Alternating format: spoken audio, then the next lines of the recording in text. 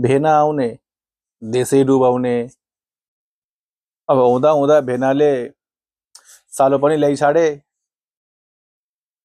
सालोले बत्ती गुमाइ पुरै अन्धकार बनाइदिने।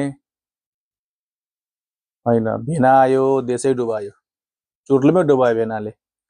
अब सालो आयो, जे भए पनि देश डुबे पनि बिचारा गरिब दुखीहरूले देश त गयो गयो, यस अँध्यारोमा त बस्नु परेको थिएन। अहिले सालो लिएर आए, सालोले त डुबायो त पुरै। खै त कतिखेर आउँछ कति जान्छ पत्तै हुँदैन। मेन समस्या हो विदेशमा बस्ने समस्या भयो क्या अब त। घरमा फोन चाहिँ कतिखेर गर्नु, इन्टरनेटै हुँदैन हो। कतिखेर बाल बच्चासँग बात गर्नु, कतिखेर घर परिवारको सन्चो पुग्छ थाहा पाउनु। अब आफूलाई टाइम भएको बेलामा उता सालोले किटिक काट्दिने, यता आफू बिजी भएको बेलामा दिने न। एउटा कुरो यत्रो वर्ष पुगिरहेको छ त नकाटिकन नि। होइन, खानु मात्रै जन्मे हो क्या हो यो सन्तान त भने के। यो आइनी खाएकै छ, त्यो आइनी खाएकै छ।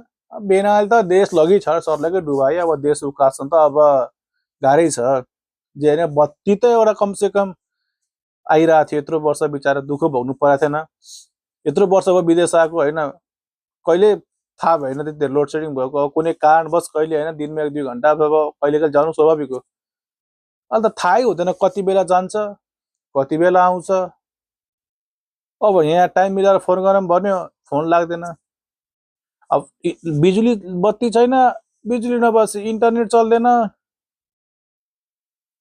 अब घरमा भएको सोलर पनि इन्भर्टर पहिला खोलेर राखियो, कता पुऱ्यायो थाहा भएन। किन आइरहेको थियो बिचमा 4-5-6 वर्ष चाहिएन। अब त फेरि थन्का कुरा खोज्ने बेला भयो, टुकी बत्ती कहाँ खोज्ने बेला भयो। म सोच्दैछु अब नेपालै फर्केर मोमबत्ती बनाउनु पर्छ सोचिरहेको छु अब त म त। कि कसो साथीभाइहरू, फर्किनुपर्छ नेपाल, बनाउनुपर्छ मोमबत्ती। अब टुकी बत्ती मोमबत्ती बिक्छ त। सालोले त लगिछाड्यो त।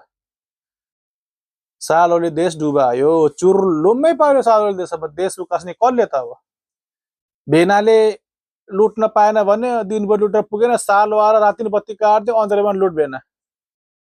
वाह, यस्तो पारा हो भने त खै देश माथि लाग्ला भन्यो झन् तल तल खस्क्या छ। म कुवेतमा छु। आजभन्दा लगभग 9-10 वर्ष पहिला आइयो।